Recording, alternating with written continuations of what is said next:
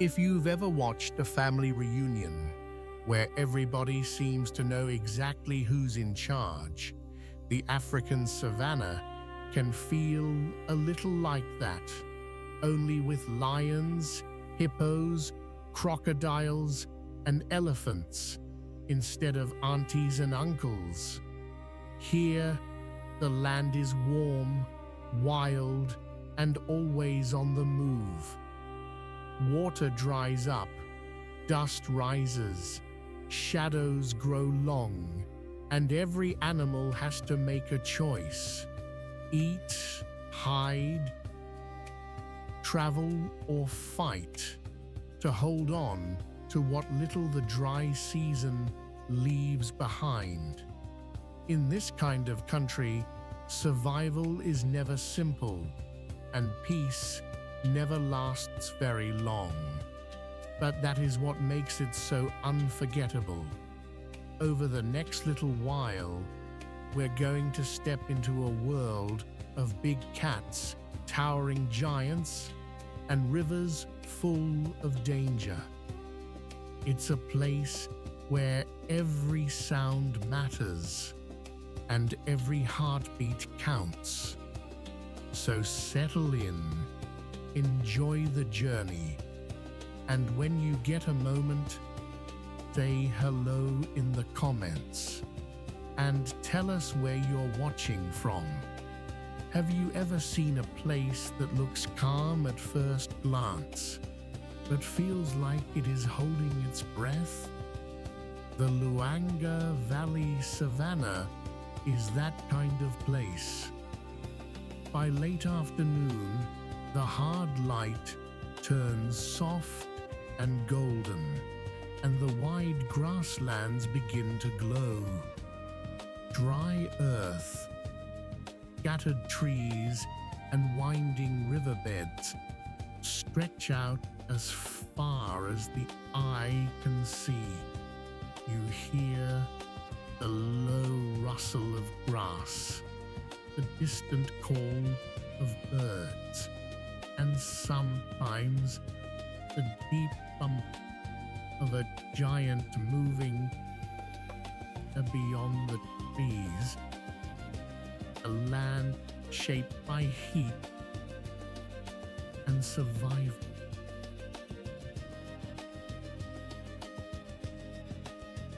Elephants and baboons make their home here, each one living by its own rules. It is wild, beautiful, and full of tension. Here is a surprising fact. An impala can leap as high as a pickup truck and cover more than 30 feet in a single bound. That kind of power makes this graceful antelope look almost light as a feather. But out here, light feet can mean the difference between life and death. In the open grasslands and woodlands of eastern and southern Africa, the impala is one of the most familiar animals on the move. It is sleek, alert, and always reading the world around it. One ear turns this way, the other that way, as if it is listening to every breeze. Today we are getting close to this watchful grazer and seeing how it survives in a land full of hungry eyes.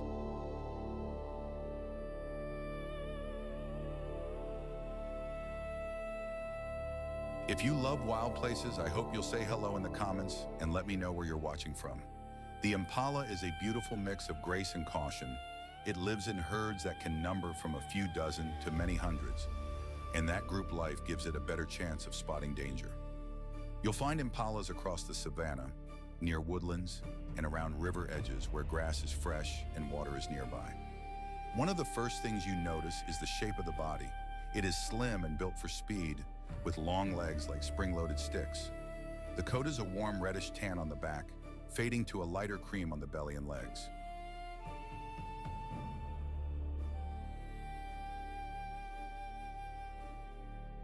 There are dark markings on the tail, the tips of the ears and the rear legs, which help break up its outline in the grass. Males carry lyre-shaped horns that curve gently backward, while females do not. Those horns are not only for show, they matter in fights between males and in the struggle to hold a good place in the herd. Close up, the impala looks delicate, but that is deceiving. Every part of its body is designed for quick escape. Its hooves are narrow and hard, made for sudden turns on dry ground. Its neck is slim, its face is fine-boned, and its eyes sit high and wide for a broad view of the world. Even the way it stands says something about its life.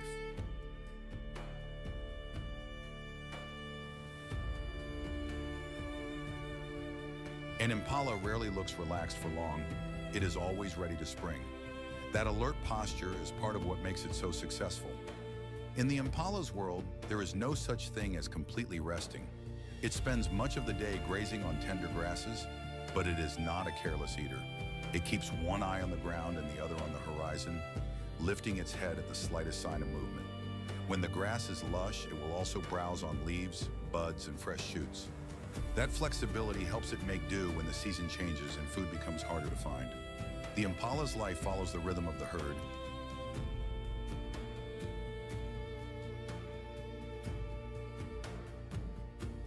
In the cool hours of morning and late afternoon, they feed and move, taking advantage of the best light and the safer moments of the day. At midday, they often gather in shaded areas to rest and ruminate, chewing their food slowly while still keeping watch. If danger appears, the whole mood changes in an instant. Heads rise, bodies tighten. Then come the warning snorts and sudden bursts of motion.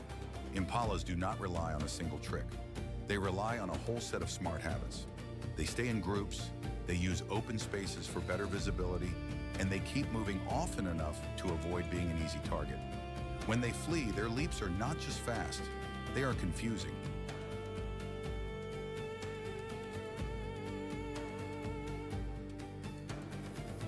An impala can twist and bound in the air, making it hard for a hunter to stay locked on. It is like trying to catch a ribbon in the wind. Life in the herd is also about signals. A flick of the tail, a snort, a sudden stare into the grass. These small actions spread fast through the group. Young impalas learn by watching. They stick close to the adults, copying when to feed, when to run, and when to freeze. Mothers are careful with their calves, hiding them in thick cover for the first weeks after birth and returning to nurse them. Even then, danger is never far away. That is why numbers matter so much. Safety grows stronger when many eyes are watching.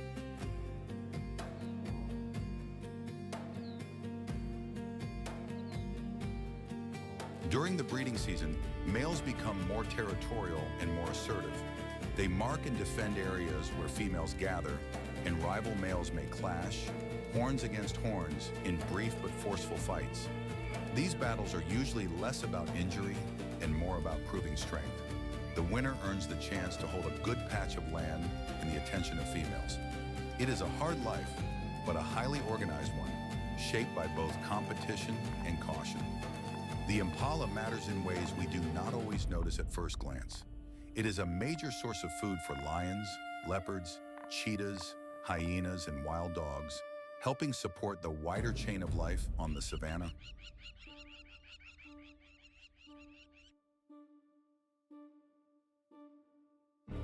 At the same time, by grazing and moving across the land, impalas help shape the growth of plants and keep the grasslands healthy and varied.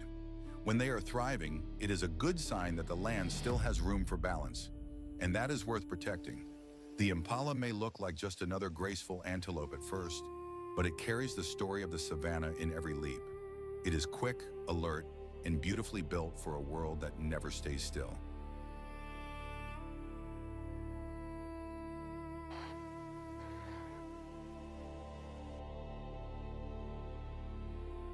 If a lion is the king of this wild country, then the Cape buffalo is the old neighborhood tough guy who never backs down. Heavy, broad, and built like a moving block of muscle, this animal can look almost slow at first glance, but that first glance can fool you. The Cape buffalo lives across much of sub-Saharan Africa, often in herds that can number from a few dozen to hundreds.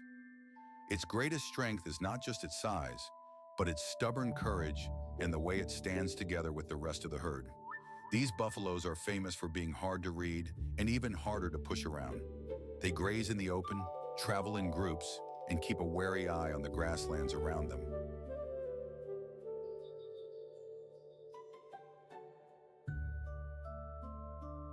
A A buffalo herd is never just a crowd. It is a wall of horns, watching, waiting, and ready. Up close, a Cape buffalo looks as if someone built it for a job that involved hauling boulders. Its body is deep and heavy, with a broad chest and thick shoulders that seem to roll forward with every step. The coat is usually dark brown to black, and in the hot light it can shine with a dusty, worn look, like old leather. Its horns are the feature most people never forget. In males, the horns curve outward and then sweep down and inward, joining at the top in a thick, armored shape called a boss. That helmet-like crown is not there for decoration. It is part shield, part weapon, and part warning sign.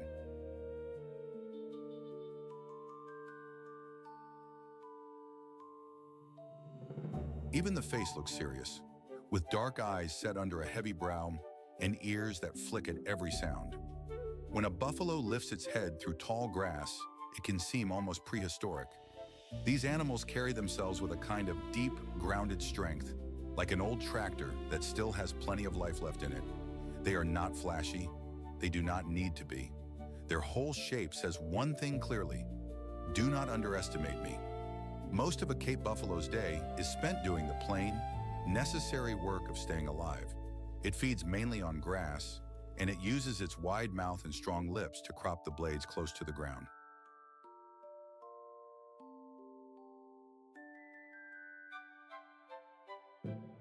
In the early morning and late afternoon, herds move out to graze, often keeping a loose line as they work across the land. There is nothing hurried about it. They eat, step, chew, and move on. During the hotter part of the day, they often rest in shade or near water, where dust, insects, and the heat can be managed a little more easily. Water matters a great deal to buffalo. A herd will often stay close to rivers, pools, or marshy ground, especially when the season turns dry. You can think of them as animals that plan their day around the weather and the water like a person might plan a long road trip around the gas station. They are also constantly alert.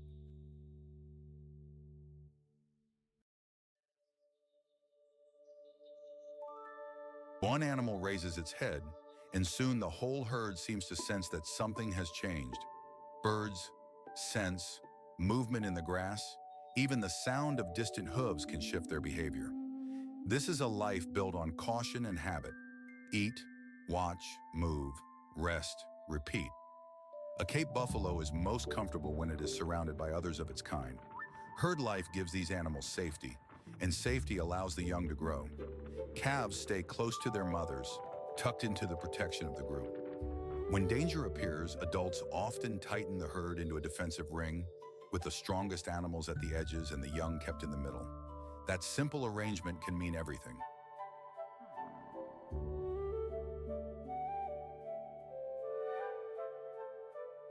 Buffaloes communicate with body posture, snorts, and low grunts, but much of their message is written in movement.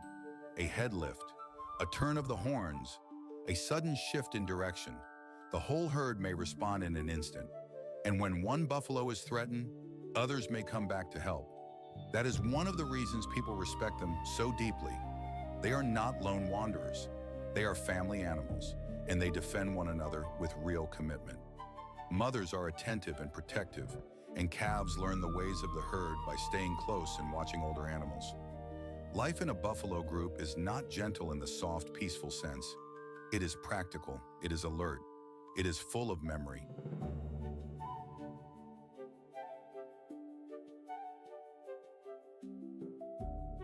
Where water is, where grass grows best, where lions have hunted before, where the safest path lies through the brush, these things are passed along by experience. There is wisdom in that. In the great grasslands, the Cape buffalo plays an important role. As a grazer, it helps shape the landscape by keeping grasses cropped and moving nutrients through the soil. Its hooves press the ground, and its feeding habits help keep the open country in balance. And of course, it is also a key part of life for the hunters that follow it. Buffalo are a major source of food for lions, and that makes them one of the most important animals in the whole story of survival here.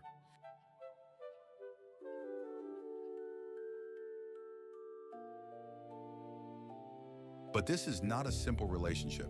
The buffalo does not go quietly. It can fight back with surprising force, and that fight changes everything for the animals around it.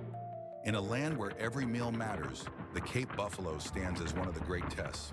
Strong, stubborn, and deeply social, it is one of Africa's most impressive survivors.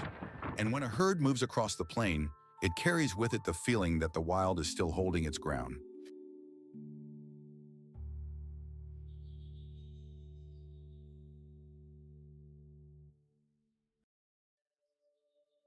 Have you ever watched an animal that looks like it was built for one job only and built for it perfectly?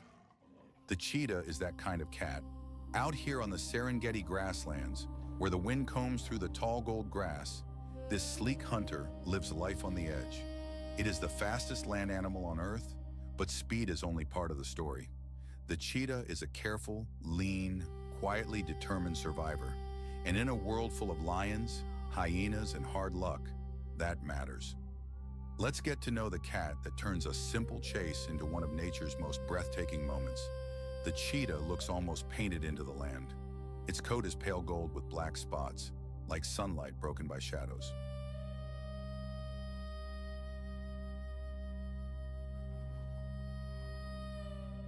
Those spots help it fade into the grass when it crouches low and waits. Its body is slender, long, and built like a racing arrow. The chest is deep, the legs are long, the tail is thick at the base and acts like a steering wheel during a high-speed turn. Its face is special too. Black tear lines run from the eyes down to the mouth, like streaks of charcoal. Those marks help cut the glare of the sun, almost like nature gave it its own pair of sunglasses.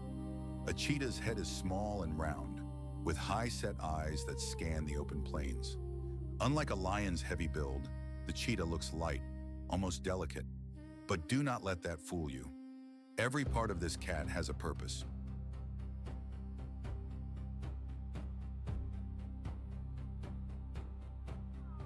Its body is made for sudden motion, quick turns, and short bursts of power. It is not built to wrestle, it is built to run. And when it moves, it seems to float just above the grass, all muscle and grace and nerve. Cheetahs spend much of the day watching.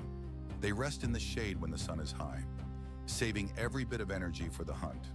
They are most active at dawn and dusk, when the light is softer and prey animals are busy feeding or moving between grazing spots. A cheetah hunts with its eyes first. It picks out a gazelle or a young antelope, then uses the grass and dips in the ground to hide its approach. It gets as close as it can, sometimes crawling low like a cat after a sparrow.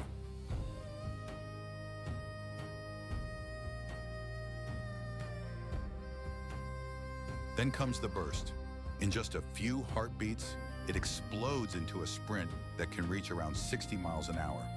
That is faster than most cars on a neighborhood street, but it cannot keep that pace for long. The chase is a short, hard gamble. If the prey slips away or makes a sharp turn, the cheetah may have to stop and start over another day. That is one reason hunting is so risky. A cheetah burns through energy fast and every meal has to count. After a kill, it must eat quickly if stronger scavengers are nearby. This is a hard life. No wasted steps, no wasted chances. And because the cheetah's body is so specialized for speed, it pays a price in strength.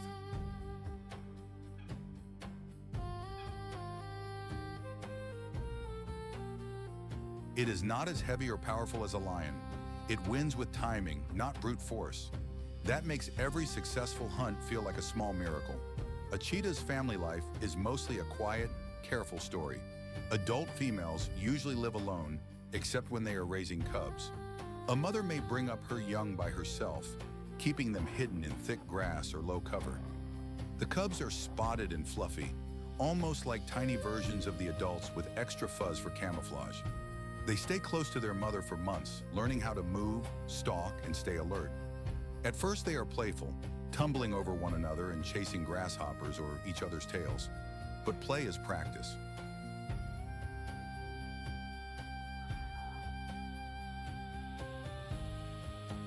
They are learning how to survive.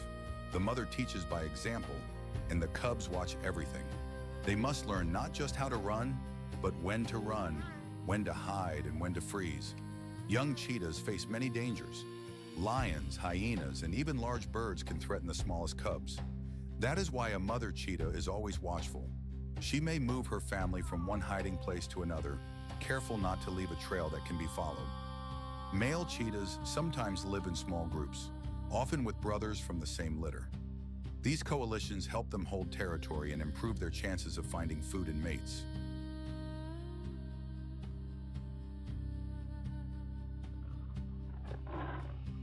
It is a different kind of family, but one built on trust and shared strength. In both cases, cheetah life depends on closeness, patience, and staying one step ahead of danger. The cheetah matters because it helps keep the grassland in balance. By hunting the weak, the sick, and the slow, it helps shape the health of prey herds. It also reminds us that survival is not always about being the biggest or strongest. Sometimes it is about being quick, careful, and perfectly suited to the land. Cheetahs face real trouble today, from habitat loss to shrinking wild spaces and conflict with people. That is why protecting open grasslands matters so much.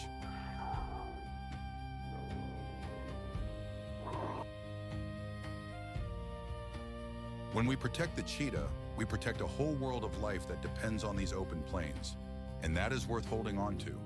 There is something moving about a cheetah on the hunt. It feels like the land itself has decided to run.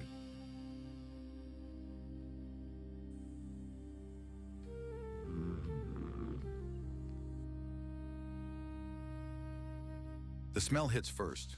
Warm mud, wet reeds, and the sharp, fishy scent of still water hanging under the morning heat. Then comes the sound. Not a roar, not a splash, just the soft, heavy silence of something waiting beneath the surface. That is the Nile crocodile. It lies so still in the river that the water seems to forget it is there. And yet this animal rules the shallows with an ancient kind of patience. From tip of snout to the end of its tail, it can stretch longer than most pickup trucks are parked nose to tail. The Nile crocodile lives across much of sub-Saharan Africa, and in the river country of the Luangwa Valley, it is one of the most feared animals at the water's edge.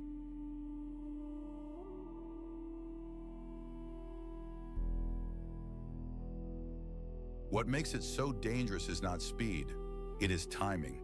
It waits for the wrong step, the wrong drink, the wrong moment of carelessness. The body of a Nile crocodile looks like a living piece of riverbank. Its back is covered in rough, armored scales that look like old stone laid in rows. That thick skin is not just tough, it is built for life in water and on land, a kind of natural suit of armor. The head is broad and heavy, with eyes and nostrils set high, so it can watch and breathe while most of the body stays hidden below the surface. Those eyes can seem almost expressionless, but there is a sharpness in them that feels ancient.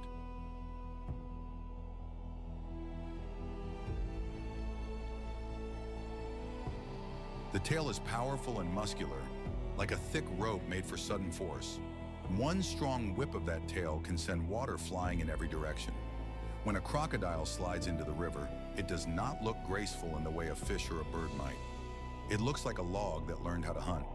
But that plain look is exactly what makes it such an expert ambush hunter. Every part of its body is built for hiding, holding, and striking at just the right second. Most of the day, the Nile crocodile spends its time half submerged in the water or stretched out on a muddy bank with its mouth open to cool down. It is a patient animal, and patience is its greatest weapon.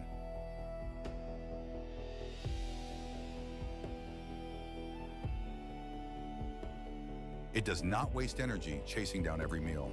Instead, it waits where animals must come to drink. Fish are a major part of its diet, but it will also take birds, turtles, and any thirsty animal that ventures too close. In the dry season, when water shrinks into shallow pools and the river becomes crowded with life, the crocodile has even more chances to feed. That is when antelope, zebras, and other animals gather at the edge, all of them needing the same thing: water. The crocodile knows this. It does not rush. It watches the ripples. It tracks the movement of shadows. Then, in a burst that seems to happen from nowhere, it strikes. The attack is fast, heavy, and brutally precise.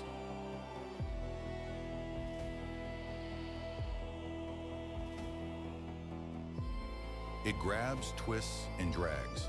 It is not a fair fight, and it does not need to be. Afterward, the crocodile may rest again as if nothing happened at all, the river once more looking calm and harmless. Life for a Nile crocodile is shaped by the rhythm of water. In the hottest part of the day, it may bask on the bank, soaking up warmth before slipping back into the cool shallows. At night, it becomes even harder to notice. Only the eyes may show above the dark water, tiny points of gold in the gloom. For such a large animal, it can be surprisingly quiet for long stretches, and that quiet is part of its success. It has survived for millions of years by doing less, not more.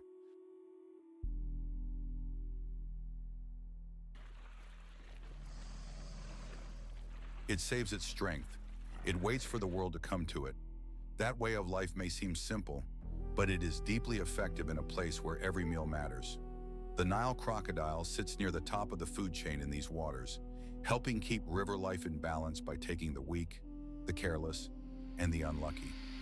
It is a reminder that even in a beautiful place, survival is never easy, and every drink of water can come with risk.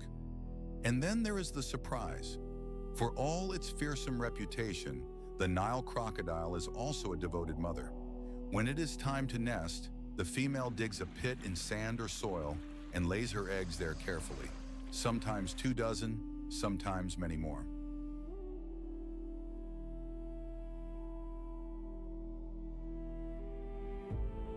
She guards them through the long wait, and when the young are ready to hatch, they begin to make soft sounds from inside the nest. That is the signal. The mother opens the nest and gently carries her babies to the water in her mouth. It is a tender moment in an animal world that is often very hard. Not all of the young will survive, of course. The river is full of dangers, but that early care gives them a chance. In a creature known for violence, there is also protection. In a place like the Luangwa Valley, that balance between danger and care is part of what makes the wild world so astonishing. The Nile crocodile reminds us that survival here is not about being the fastest every time.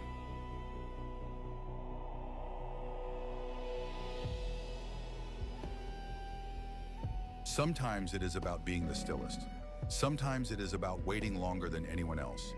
And somehow, that quiet patience is just as powerful as any roar.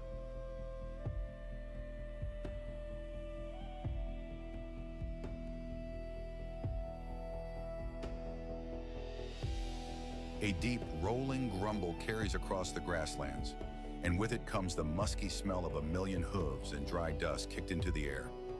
That is the wildebeest, moving in huge numbers across the Serengeti like a living storm cloud. At first glance, they may not seem special, but spend a moment with them, and you realize they are built for one of the hardest journeys on Earth. The wildebeest is a common sight on the plains of East Africa, where open grass, hot sun, and roaming predators shape every day of its life. It is one of the great travelers of the savannah, always on the move, always listening, always ready to run.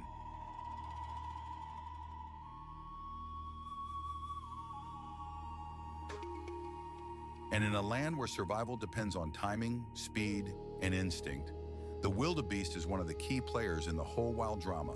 The wildebeest looks a little like it was assembled from different animals on a busy workbench. It has the broad face of a horse, the shaggy mane of a wild pony, and the sturdy body of a cow. Its shoulders are high and heavy, its back slopes down behind the neck, and its long tail flicks at flies like a whip. The coat is usually gray-brown, though in the dusty light of the plains, it can take on almost any shade from silver to charcoal. The beard under its chin gives it a rough, old-world look, like a traveler who has seen too much to care about vanity.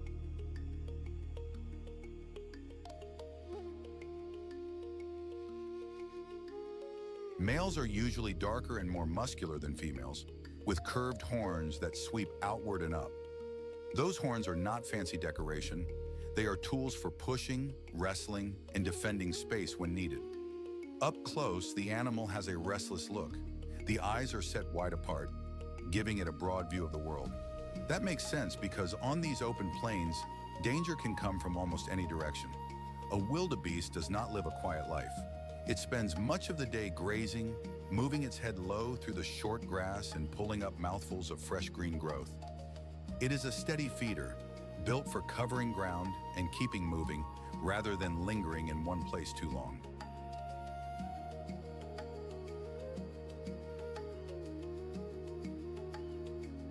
And that movement is the heart of its story. Wildebeest follow the rains. When fresh grass sprouts, they go. When water dries up, they move again. Their lives are tied to the rhythm of the land, and that rhythm can send them traveling hundreds of miles.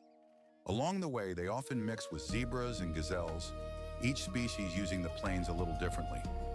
Zebras clip the taller, tougher grass first, helping expose the shorter shoots that wildebeest prefer. Then the wildebeest come through behind them, feeding on what is left.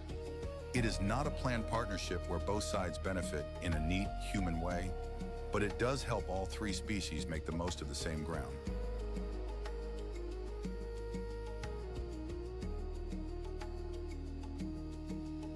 And wherever large herds gather, predators notice. Lions watch from the edges. Cheetahs look for a weak calf or a moment of hesitation. Hyenas wait for stragglers. The wildebeest is always on alert, and that constant nervous energy is part of its daily life. Even while feeding, it lifts its head often, ears turning, nostrils flaring, listening for the smallest warning. When danger comes, the response is fast and sudden. A herd can spring into motion like one body, hooves thundering, dust rising behind them in long golden clouds. The decision to run is never taken lightly, but it is made quickly. Better to waste a little energy than to wait too long.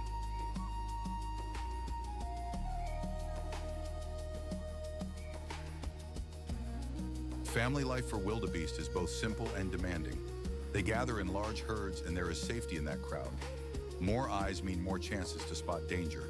Calves are born into this world at a remarkable time, often when grass is fresh and life is just beginning to recover after the rains. The mother stays close to her calf, and in the first days, the little one must learn quickly. It has to stand, walk, and follow, because the herd will not wait forever. The bond between mother and calf is strong. In a moving sea of animals, they still find each other. Calls, scents, and memory help keep them together. Wildebeest also use sound to stay connected.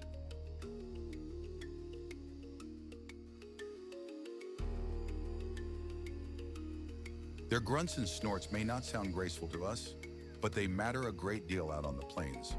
A low call can help a calf find its mother. A sharp snort can send the whole group into motion.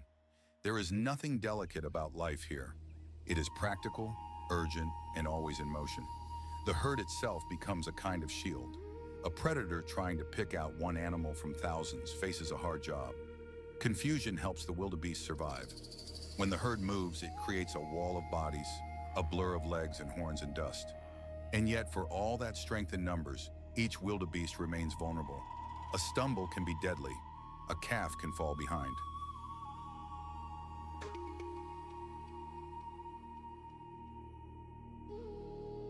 A single wrong turn can open the door to a chase.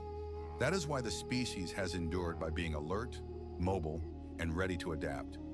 It is not the strongest animal on the plains and not the fastest in a sprint compared with a cheetah, but it is one of the toughest. It survives by living in motion. Wildebeest matter because they help hold this whole grassland world together. They eat the grass, spread nutrients through the land, and feed the great hunters that depend on them. Without them, the balance of the Serengeti would feel different. The plains would be quieter, emptier, poorer.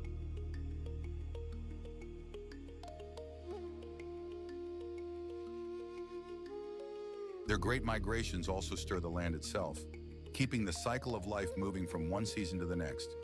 In that way, the wildebeest is more than just a herd animal. It is a reminder that survival is often a team effort, and that strength can look like endurance as much as power. There is something moving about seeing them all together, heads down, tails swishing, hooves drumming the earth.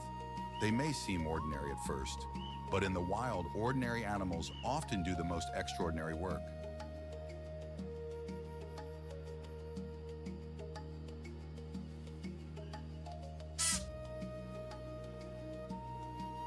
You might not expect a baboon to steal the show in a place ruled by lions, elephants, and crocodiles, but these clever animals can turn an ordinary morning into pure chaos. One minute the valley is calm, The next, a troop of baboons is shouting from the rocks like a family argument that got out of hand. These are the sharp-eyed, quick-footed troublemakers of the savannah, and they are never far from danger or from the action. Baboons live across parts of eastern and southern Africa, where open ground, cliffs, and scattered trees give them both food and a fast escape route. And once you spend a little time with them, you realize they are not just noisy animals.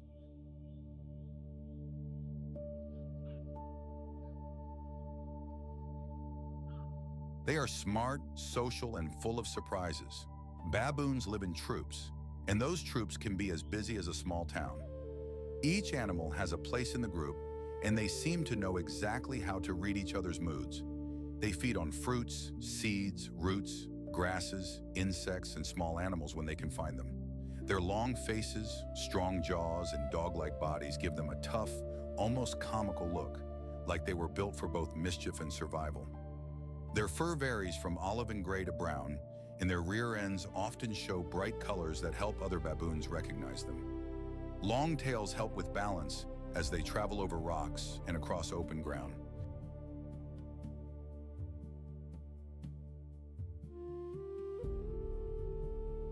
But the real power of a baboon is not in its looks, it is in its mind. These animals are always watching, always listening, always learning. Baboons spend much of the day moving, feeding, grooming, and checking the safety of the group. They are early risers, and they often start foraging soon after sunrise, when the air is still cool. They use both hands to pick through grass and leaf litter, turning over stones and digging in the dirt for roots or insects. If they find fruit, they do not waste time. If they spot trouble, they do not waste time either. A baboon can run quickly across rough ground, and it can climb rocky slopes and trees when danger closes in.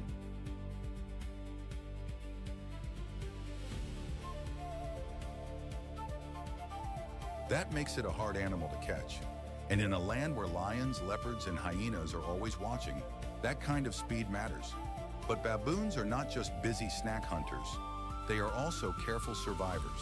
They often move as a group, with sentries keeping watch while others feed. If one baboon gives an alarm call, the whole troop can spring into motion. A sound, a glance, a sudden shift in posture, and the entire group knows something is wrong. That kind of teamwork keeps them alive. Family life is at the heart of a baboon troop. Mothers carry and protect their babies closely, and young baboons stay near adults where they can learn the ropes.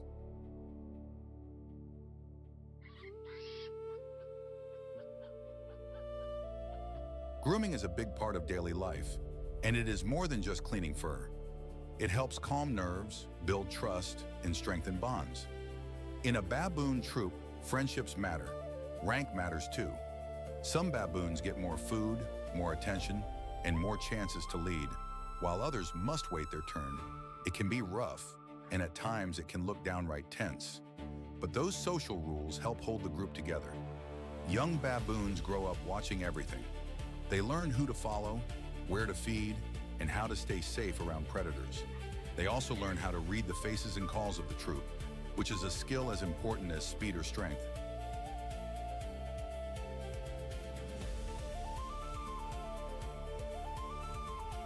And when new danger appears, the adults do not just panic. They organize, they bark, chase, bluff, and scatter in ways that can confuse even a hungry hunter. That brain power is one reason baboons have done so well in harsh places. They are flexible. They can live on rocky cliffs, open plains, and woodland edges. They can adjust their diet when food is scarce. They can shift their travel routes when water runs low. In a world that changes fast, that kind of flexibility is gold. Baboons also matter because they help spread seeds and keep the landscape alive in small ways most people never notice. When they eat fruit and move on, they carry seeds with them.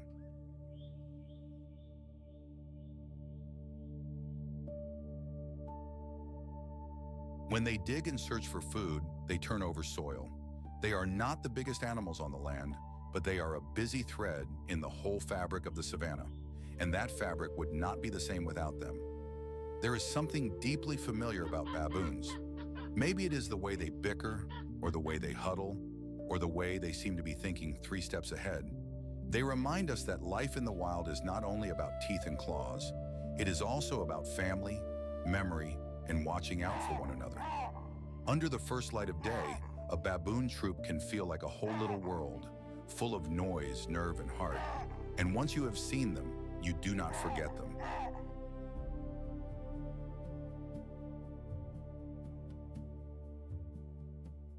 After all, in this kingdom, even the smallest troublemaker can be a giant story.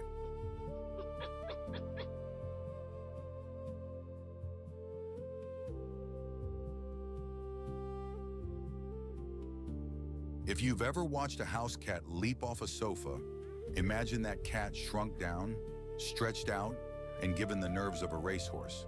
That is the Thomson's gazelle. Small, quick, and full of life, it moves across the East African grasslands like a flicker of sunlight. These little antelope live in open country where there is nowhere much to hide and every second matters. Their world is all about staying alert, staying light on their feet, and trusting those sharp little legs. They may look delicate, but out here, delicate does not mean weak. It often means fast. Thomson's gazelles are built for speed, and they live in one of the toughest neighborhoods on Earth.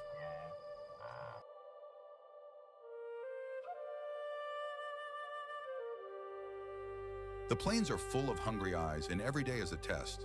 Still, they keep grazing, leaping, and calling to one another, as if joy itself is part of survival. If you love these graceful little runners, say hello in the comments and let me know where you're watching from.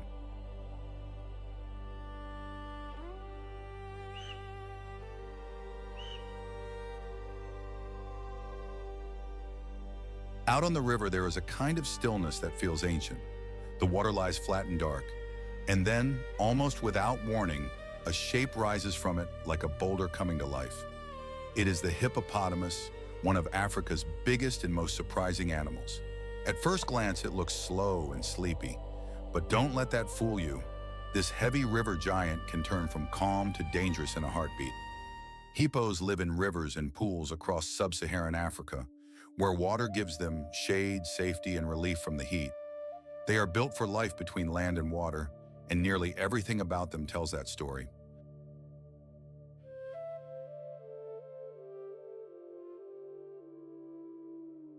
What it looks like.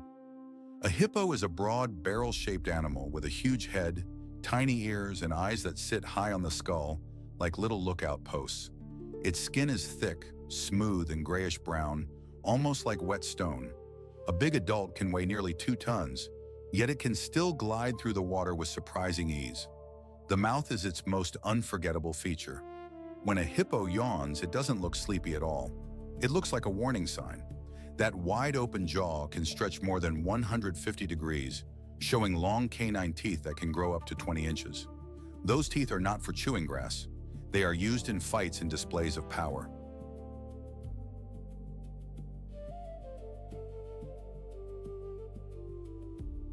A hippo's body is covered in a special reddish fluid that helps protect its skin from the sun, almost like the animal is wearing its own built-in lotion.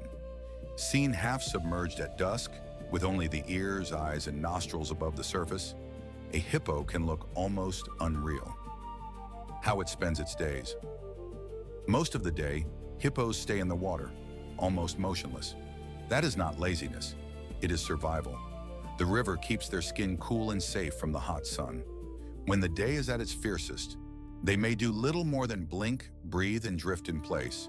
But when evening comes, the hippos climb out onto land to feed.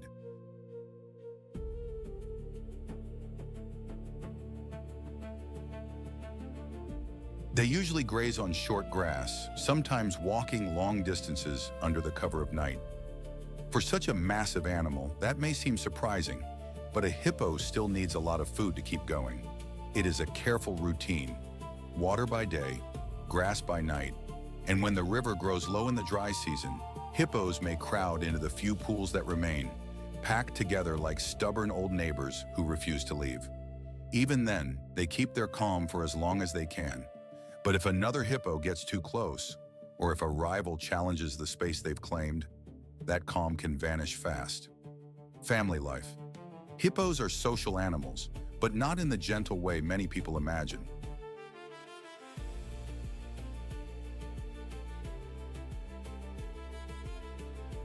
They live in groups in the water, often with one strong male watching over a stretch of river and the cows and young nearby.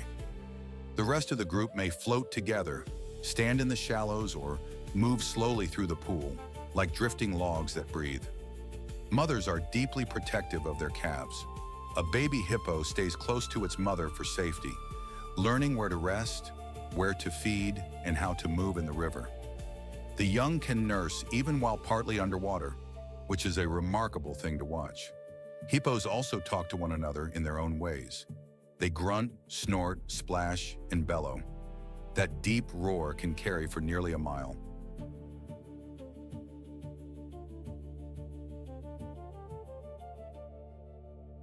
Sometimes it sounds like thunder rolling over the water. Other times it is just a warning. This space is mine. Keep your distance. A hippo's temperament can change quickly, and that makes every family group watchful. In the crowded river, body language matters. A turn of the head, a flick of the ears, a splash that says more than words ever could. Why it matters. Hippos do more than fill the river with drama. They help shape the world around them. As they move between water and land, they stir up nutrients and create paths used by other animals. Their grazing helps keep river-edge grasslands open.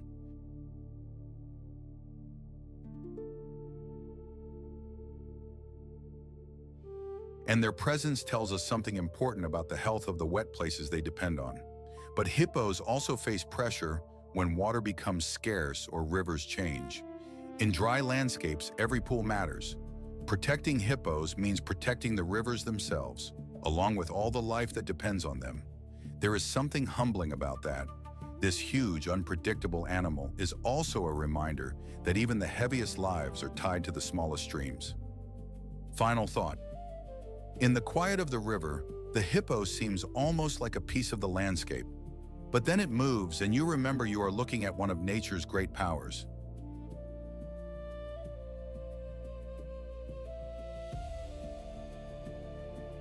Slow to anger, quick to defend, and perfectly built for life between water and land.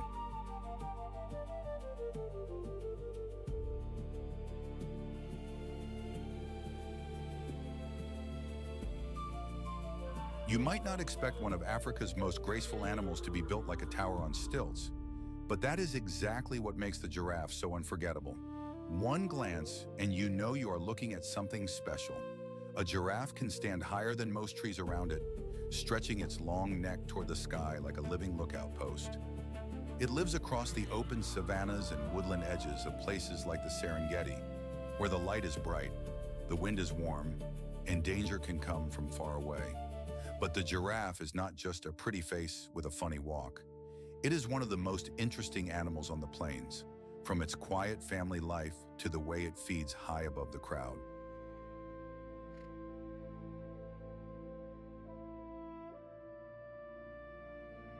And once you get to know it, you may never look at the savanna the same way again. A giraffe is easy to spot, but hard to forget.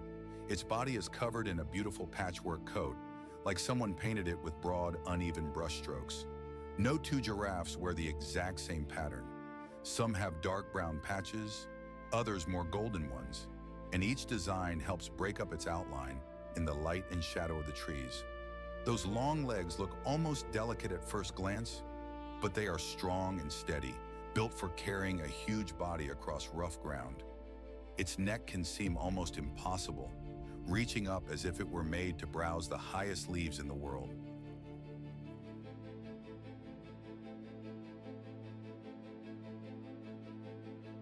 And then there is the head, with two little horn-like bumps called ossicones, often hidden under a tuft of hair. The eyes are large and calm, with a watchful look that seems to take in everything at once. Even when a giraffe is standing still, it has a kind of quiet elegance, like a dancer waiting for music to begin.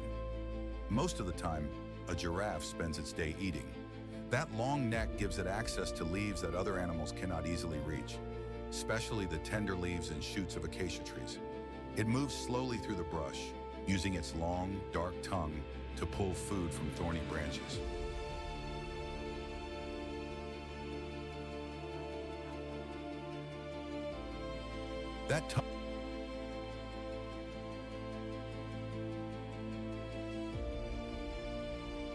And while they may seem slow and gentle, they can cover ground with surprising ease, their long legs carrying them in a smooth, loping stride that looks almost effortless. Family matters a great deal to giraffes, even if their groups can shift and change. They often live in loose herds, where mothers, calves, and other adults may travel together for a time. These groups are not locked together like a tight little family unit, but they still offer safety in numbers. A calf begins life in a dangerous world, and its first challenge is simply to stand. Within a short time, it must learn to keep up, because the plains are no place to lag behind.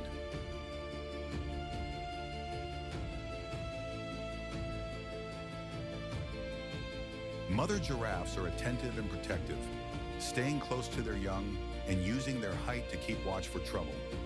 If danger comes, a giraffe's first answer is usually to flee, but it is not helpless. An adult can deliver a powerful kick that can seriously injure a lion if needed. Young giraffes stay close to their mothers for warmth, milk, and guidance. They learn by watching, following, and slowly finding their place in the moving life of the herd. Their deep, quiet contact with one another is part of what makes them feel so gentle and so strong at the same time. Giraffes matter in ways that are easy to overlook at first.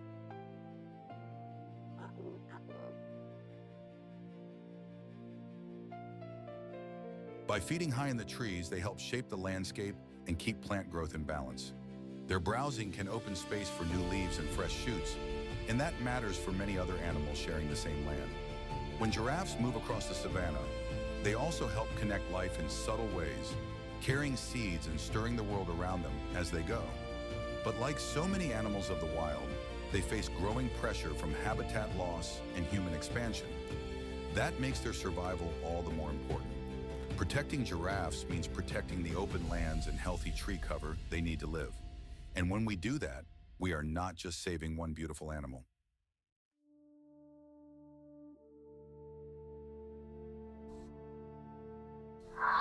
We are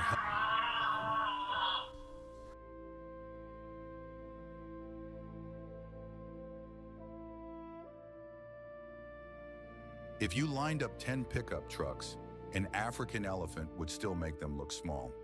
That is the kind of giant we are dealing with here. Yet for all that size, these animals move with a calm, steady grace that feels almost gentle.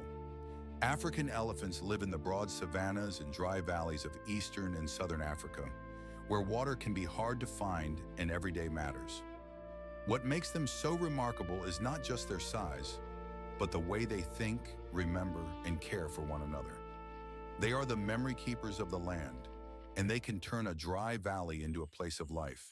A herd does not just pass through a landscape, it changes it.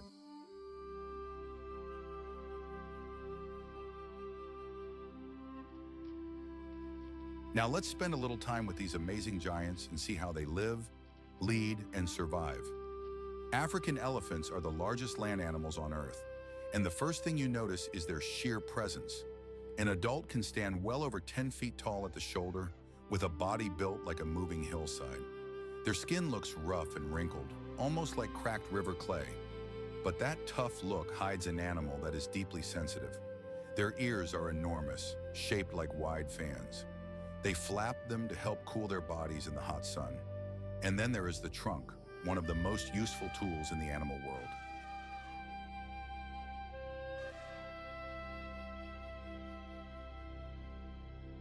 It is a nose, a hand, a drink straw, a shovel, and a gentle touch all in one. With it, an elephant can pick up a single blade of grass or lift a heavy log. Their tusks curve outward like pale ivory spears.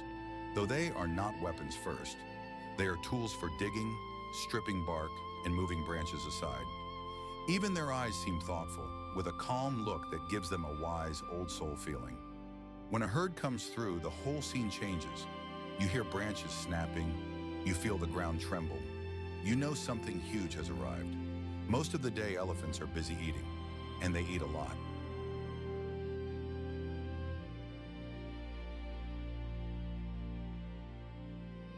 Grass, leaves, bark, roots, fruit. If it can be chewed, an elephant will likely try it. They spend many hours feeding because a body this big needs a tremendous amount of fuel. In dry country, they become expert problem solvers. If water is buried under the ground, they can dig for it with their feet and tusks. If a tree is in the way, they may knock it down or strip it clean. That may sound rough, but these actions help shape the land. They open up thick brush, create paths for smaller animals, and even help new plants get sunlight. They also travel long distances between waterholes, often following routes their elders know by heart.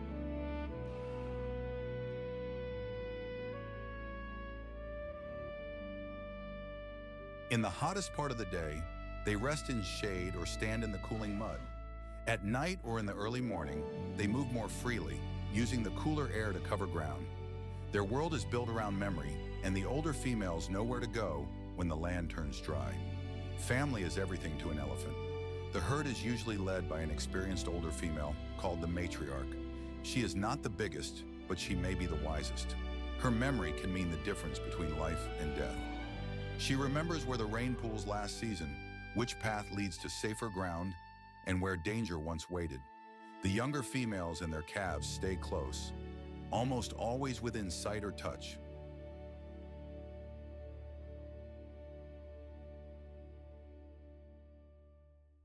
They greet one another with trunk touches, low rumbles, and little nudges that say, "I'm here." The calves are watched over by many adults, not just their mothers. It is a shared job, a community effort. If a baby stumbles, others step in. If a stranger approaches, the herd tightens together. They even seem to comfort one another when upset or frightened. Their voices carry farther than we can hear, with deep sounds that travel through the ground and air over long distances. This lets family members stay connected even when they are far apart. And when a young elephant learns the ways of the herd, it is learning a way of life that has worked for generations.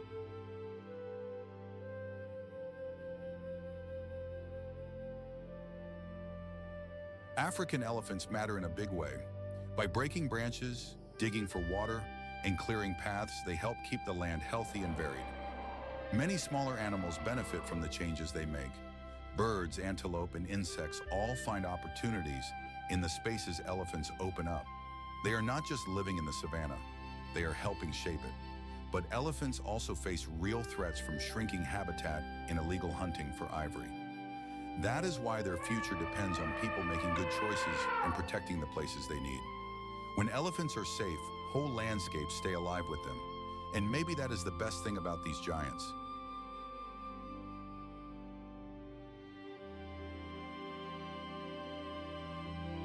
They remind us that strength can be gentle and that memory can be just as powerful as muscle. When an elephant family moves across the land, it feels less like a herd and more like a story unfolding in slow, steady steps.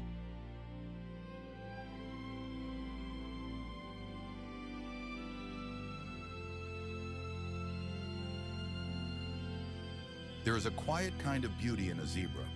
At first glance, it almost looks like a horse wearing a coat of painted stripes.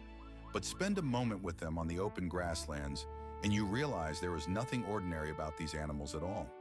They move in strong, steady groups, always watching, always listening, always ready to run. Zebras live across much of eastern and southern Africa, including the wide Serengeti Plains. Their stripes are not just for show. Each zebra carries its own pattern, like a fingerprint made by nature. Up close, that black and white coat seems almost impossible, as if someone brushed it on by hand.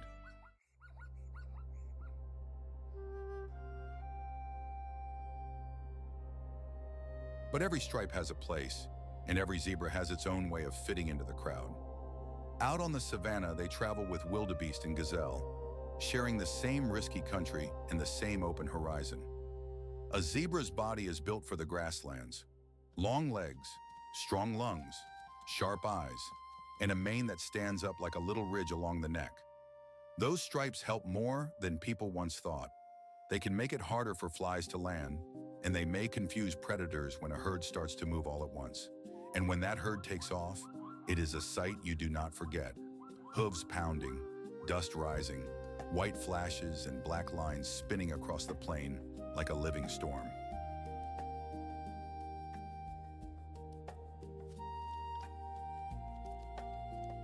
Zebras spend much of their day eating grass, moving from one patch to the next with patient determination. They are not picky, but they must keep grazing to stay strong. In a dry place, that means walking far and working hard. They often feed in the cooler parts of the day and rest when the heat becomes too much. But they never really let their guard down. One zebra may lower its head to eat, while another keeps watch with ears pointed forward. Their lives are built around caution. Lions want them. Hyenas go after the young. Even a moment of carelessness can turn dangerous. Yet zebras do not live in fear. They live with discipline. They rely on one another, and that is their strength.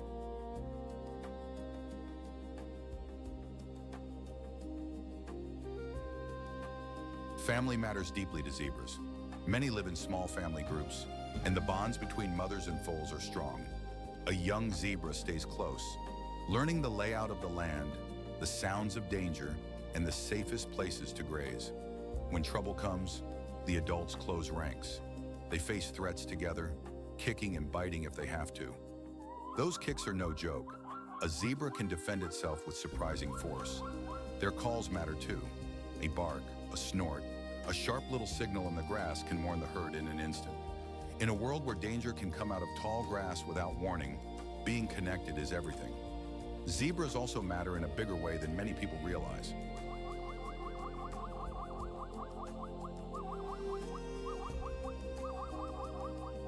They trim the grass, which helps keep the plains healthy. And because they are such an important meal for large hunters, they help keep the balance of life in motion. Without animals like zebras, the great grassland story would not work the same way. They are part of the daily rhythm of the savanna, from dawn to dusk, from dry season to rain. And maybe that is what makes them so memorable. They are both beautiful and practical, both gentle and tough. A zebra looks like a creature painted for wonder, but it lives a life shaped by grit. In the end, that may be the most striking thing of all.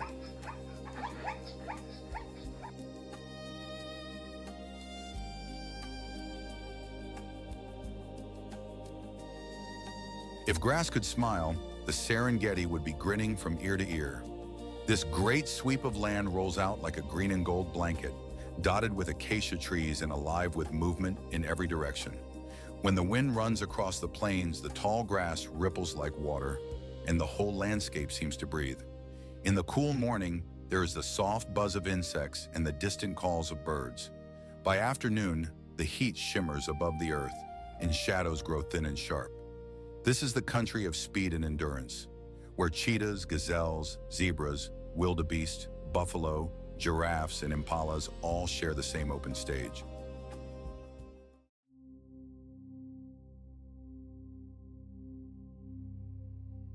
And in this wide open world, every meal, every escape, and every dusty hoof print tells a story of survival.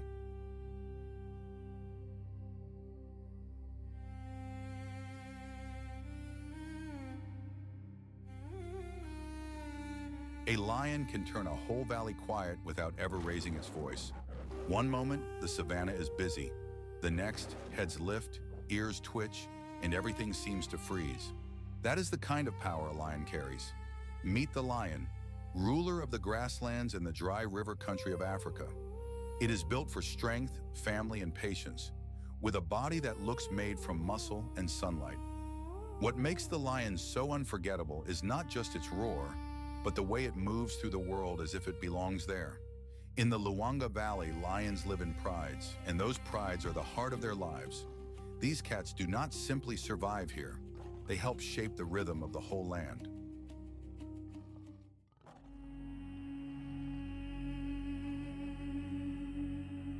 To see a lion in the wild is to understand in one glance why people have admired them for centuries.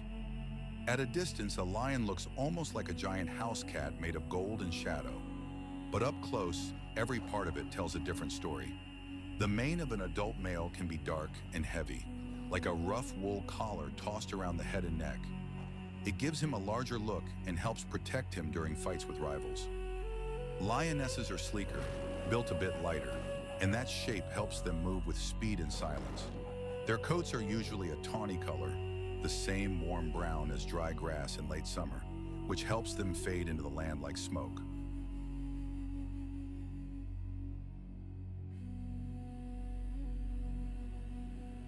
Their eyes are made for the dim hours of the day, and their ears catch the smallest rustle in the brush. A lion's paws are huge, padded, and quiet. Even when a grown lion weighs hundreds of pounds, it can walk with almost no sound at all. And then there is the face. The face of a lion is calm most of the time, almost sleepy looking, until you notice the focus in those eyes. It is a face that has learned how to wait.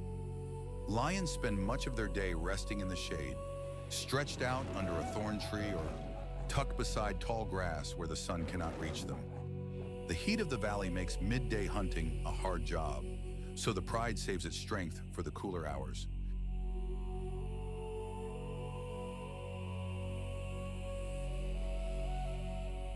When evening comes, the lionesses become the workers of the family. They are the main hunters, and they hunt with teamwork that looks almost like a silent dance. One may move in front, another along the side, while the others circle wider around the prey.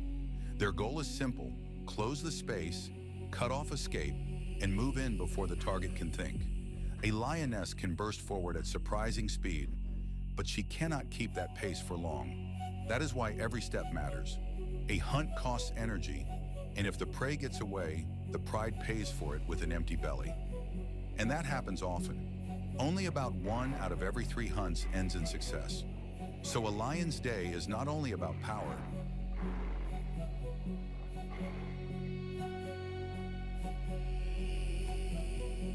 it is also about patience, timing, and knowing when to move. The pride also has to guard what it has. Scavengers watch from a distance, hoping for a mistake. Rivals may test the edges of the territory, and when the dry season stretches on, every meal becomes more valuable. Lions are not careless eaters either. They can feed on large animals that many other hunters would never dare to tackle, but they are not above taking what is easier when the chance appears. A lion will do what it must to keep the pride going. That is the truth of life here. It is not fancy. It is not clean. It is work and hunger and long waits under a hot sky. Family is everything to a lion.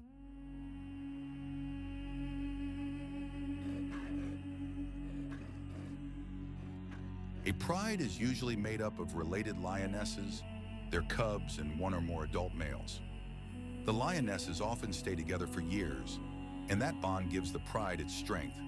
They raise their young side by side, and the cubs grow up surrounded by a crowd of watchful aunts, sisters, and mothers.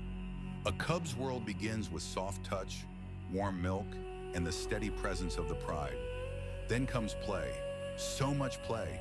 They pounce on tails, tumble over each other, and practice stalking with the seriousness of tiny soldiers. It looks adorable, and it is, but it is also training. A cub that learns to crouch low, move quietly, and judge distance is a cub that has a better chance later on.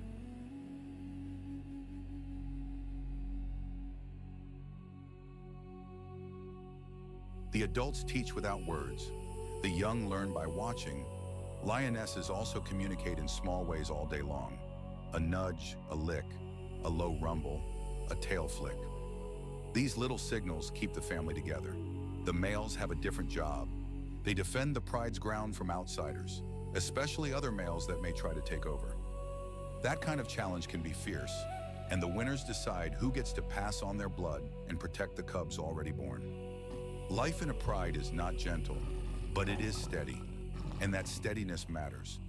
Without it, the cubs would have a much harder time surviving. Lions matter because they are part of the balance of the land.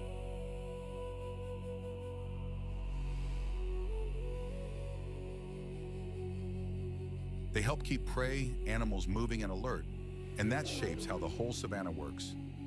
Healthy lion populations also tell us something important about the land itself. If lions are doing well, it often means there is enough space, enough prey, and enough wild country left for many creatures to share.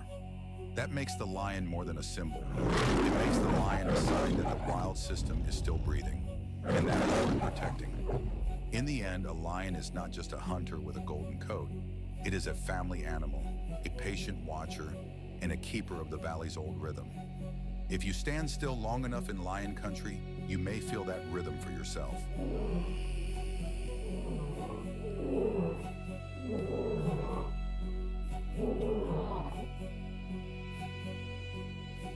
A pale shape springs from the grass, then another, and in a blink the whole herd is moving like wind over water.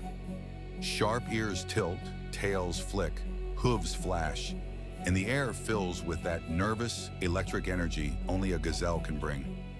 Out here on the Serengeti, one wrong step can mean everything. The gazelle is one of the first animals to notice danger, and one of the fastest to answer it. It lives where open ground gives it room to run, and that speed is its best defense. There is something graceful about the way it holds itself, light on its feet, always ready.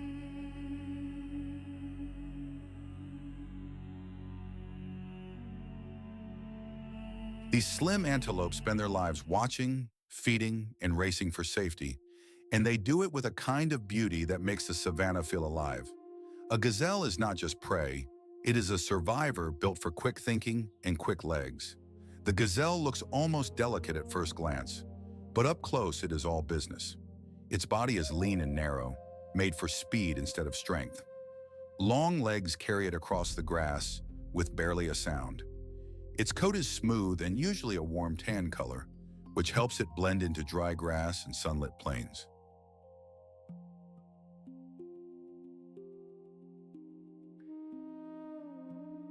A white belly and rump give it a clean, sharp look, and some gazelles also carry dark side stripes or bold facial markings that make their faces easy to recognize.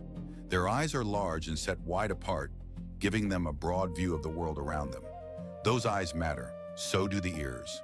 They are big and alert, always turning toward the smallest crackle in the brush.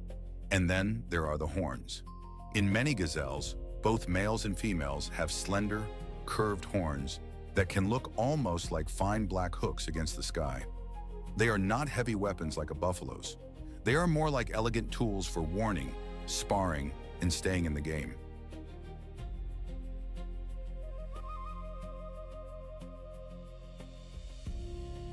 Everything about this animal says one thing: move fast, stay aware, and do not waste energy. Most of a gazelle's day is spent doing two things: eating and staying alive. That may sound simple, but in the grasslands, it is a full-time job. Gazelles graze on short grasses and tender shoots, moving from patch to patch as they feed. They are picky in a practical way. They want food that gives them energy without slowing them down. They usually feed in the cooler parts of the day, when the heat is not as harsh and the risk can feel a little lower. But even then, they never truly relax. One head drops to feed, while another lifts to scan the horizon. That is the rhythm of their life.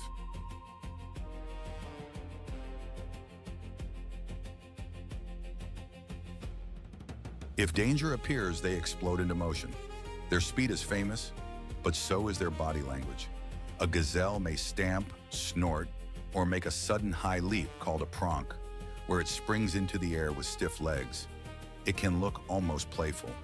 In truth, it is often a warning. I see you, I am ready, don't try me. And in a place where cheetahs, lions, and hyenas all watch the same open ground, that warning matters. Gazelles often live in groups, and that is part of their survival plan. Many eyes are better than one. A herd can spot danger sooner, and when one animal bolts, the others follow in a heartbeat. There is safety in numbers on these plains.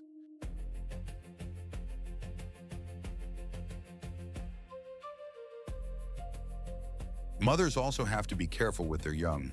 A newborn gazelle is hidden in grass for a time, and the mother returns to nurse it while keeping watch nearby. The little one must learn fast. There is no long childhood out here. Soon it has to stand, move, and read the body language of the herd. Gazelles communicate with each other in small, quick ways. A head toss, a twitch of the tail, a sudden freeze. They do not need loud noise most of the time. Their whole life depends on paying attention. And when mating season comes, males may challenge one another with horn displays and chasing runs, showing strength without always turning to a full fight.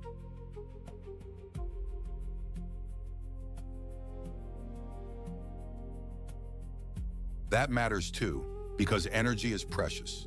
Every sprint costs something. Every mistake costs even more. Gazelles matter in the bigger story of the grasslands too. They help turn grasses into life that other animals can use, and they become food for some of the great hunters of the savannah. That may sound harsh, but it is part of the balance here. Without animals like gazelles, the whole chain would weaken. They are a key piece of the living puzzle, linking grass, predator, and open country together. And because they are so sensitive to trouble, they also remind us how quickly a wild place can change. When gazelles are thriving, the land is speaking clearly.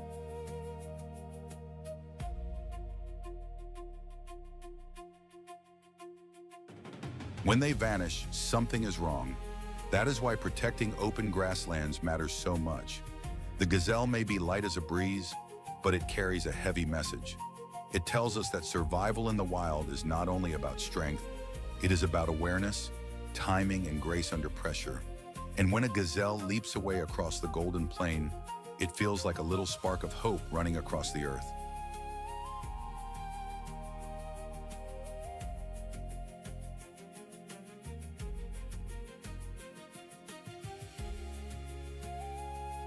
Have you ever watched a quiet plain change its mind in a single breath? In the Luangwa Valley, that is what happens when a buffalo herd and a lion pride cross paths near the fading light. The afternoon heat is easing now, but the air still feels heavy, like the land is holding its breath. Dust hangs low over the grass. Ears twitch, heads lift. One buffalo snorts, and the whole herd tightens into a rough wall of horns and muscle. Then the lions move, not all at once, just enough to make the danger clear. A lioness slips through the grass, low and patient, while the rest of the pride spreads out wider, looking for any weak spot. It is a hard contest.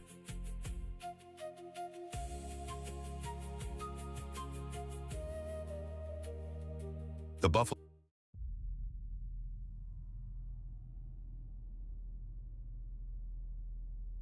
A few buffaloes swing around, ready to face the threat head-on. And that can be enough to make even the boldest lion hesitate. Because this is the truth of life here. Every hunt costs energy, and every mistake can hurt. The lions know it. The buffalo know it too. The ambush may have started the moment, but the herd is not helpless. In the end, the plains settle into a shaky peace, with both hunter and prey still standing, still listening, still alive under the gold evening sky. And just like that, the dust begins to settle. The hard moments we've watched in this wild country leave more than a memory. They leave a picture of how life really works here.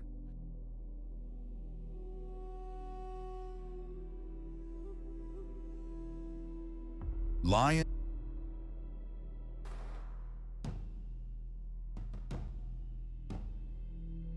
If you've enjoyed this journey, please like, subscribe, and share the film with someone who loves the wild. And tell us in the comments which animal stayed with you the most.